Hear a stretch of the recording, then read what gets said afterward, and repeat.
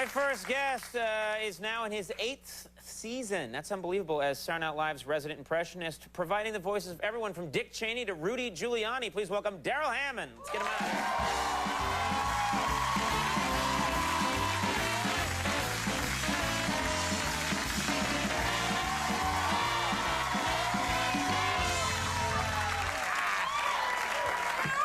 You got the drippy cup. You know, we're getting very close to the Midwest Countdown. This is very exciting. This is historic. Yeah, that's what I hear. Actually, it's not. We do it every year, but we're just going to pretend that it is. Yeah, it's going to be a great celebration. Let's talk about you, and I'll interrupt you rudely when it's time for the Midwest Countdown. That'd be good. You just had Al Gore on Saturday Night Live, and I have to say, I watched him, and I thought he did a pretty good job. He seemed like a funny guy. Yeah, and I've also told people a lot that he's funny in person. Right. Like, privately. I mean, there's this one time when he was saying to me, like, I'm sorry I didn't win. But, you know, I mean, we're in good hands, Darrell. I'm like, well, I mean, like, what do you mean? He's like, well, you got Dick Cheney, you got Colin Powell, you got George W. It reminds me of the Wizard of Oz. I'm like, what? He goes, well, Colin Powell has courage. Now, if we can only get that other guy a brain and the other one a heart.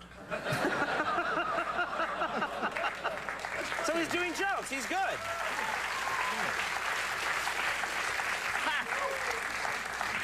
Now, it probably would be a dream if former President Clinton ever hosted Saturday Night Live. And he would be the ultimate Saturday Night Live host, in my opinion. Yeah. I guess the monologue probably wouldn't be geared as much to the men. You think he'd just gear it only towards the women?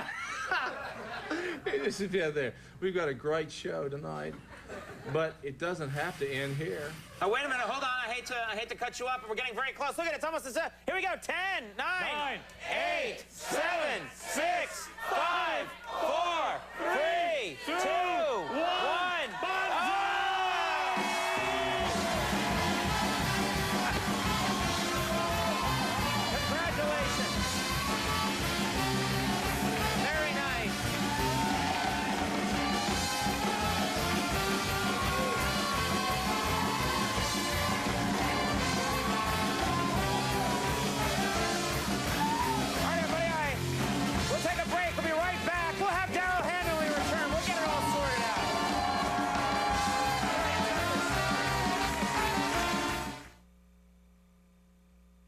In the beginning, I was nervous about other people holding her. We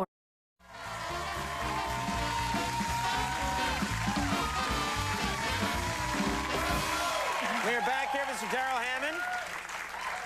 Thank you for allowing us to interrupt you so that an Asian prostitute could be lowered onto Joel Goddard. We appreciate that. That's great. Now, I want to ask you about something. I read in the paper the other day that there's going to be a movie that's about the life of Ozzy Osbourne. Yeah. That they're going to make a Hollywood movie. And I was just curious, do you think this is a good idea? Do you have thoughts on this? Well, I do think it's a good idea, but because he's so interesting. But I read that Sharon wanted Johnny Depp. Johnny Depp to play Ozzy. Yeah, which, I mean, sure, he'd be good at it, but, you know, I'm thinking for Ozzy, someone a little more like pain-maddened. You know, someone like the Dreyfuss. Richard Dreyfuss should play Ozzy Osbourne. Don't you think? I mean, it's Sharon. The bleeping dog bleeped on the carpet. I was in Jaws, Sharon. I don't have to take this. Yeah. What about, you know, they say that Phil Donahue's going to be looking for work soon. Is it possible that he could take that role? Let's not talk funny talk here, Sharon. That dog is gonna walk around until the gun's all over the poop here and poop there, and TV executives ka-ching, ka-ching, ka-ching, and I mean, come on. How far are we? And then take some calls. Now, I know, there's a rumor that Jay Leno may take the part of Ozzy. Okay, Jay Leno, let's see. Well, that's very disgusting. Actually, even more acceptable. you know about that, Sharon? You know about that? You know, this is true. No, making this up. Apparently, you think a dog pooping on the carpet is disgusting. Do you know about this? No. Apparently, scientists have discovered that if you cut Anna Nicole Smith with a knife, ranch dressing comes out. Ranch dressing, ladies and gentlemen, Anna Nicole Smith. That's actually... That's better than any joke I've had in a while. You're not working right now on Saturday Night Live. You got some downtime. What do you do? How do you spend... How does Darrell Hammond spend his downtime? 4-year-old girl. Oh, that's... Yeah. On this show tonight, hey. Yeah. And we watch TV. We watch... Basically, my life is now about the Muppets and about SpongeBob. SpongeBob is... Right. See, people were Muppet Faces of Death, horrified people, but SpongeBob is a phenomenon. Yeah, but now he's joined. Remember, like the Teletubbies? They were saying one of them was gay. There was a rumor that one of the Teletubbies was. Now they're saying the same thing about SpongeBob is gay. Have you guys heard that? Well, I mean, how do you determine if a cartoon character is gay? I mean, sure, SpongeBob is sweet. He's sensitive. He has a pet snail named Gary. He soaks up a lot of fluids. Oh, my God. I'm going to... Listen, when you do the math...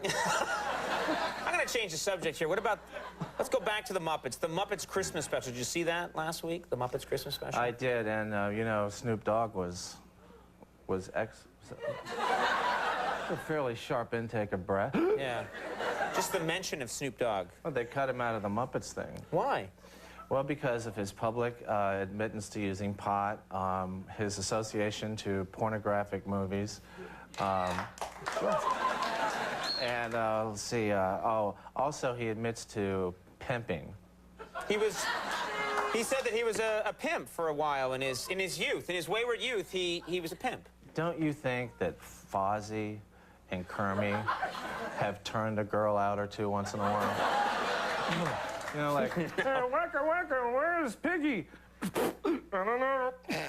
Bitch better have my money. You've set back children's television about 60 years And my tonight own with this one single appearance. In my own family life, too. This weekend, Matt Damon's hosting Saturday Night Live with Bruce Springsteen, E Street Band. It's a good rerun. People should check that out. Mr. Darrell Hammond, thank you for being here, and Happy New Year. We'll be right back with Sarah Vowell.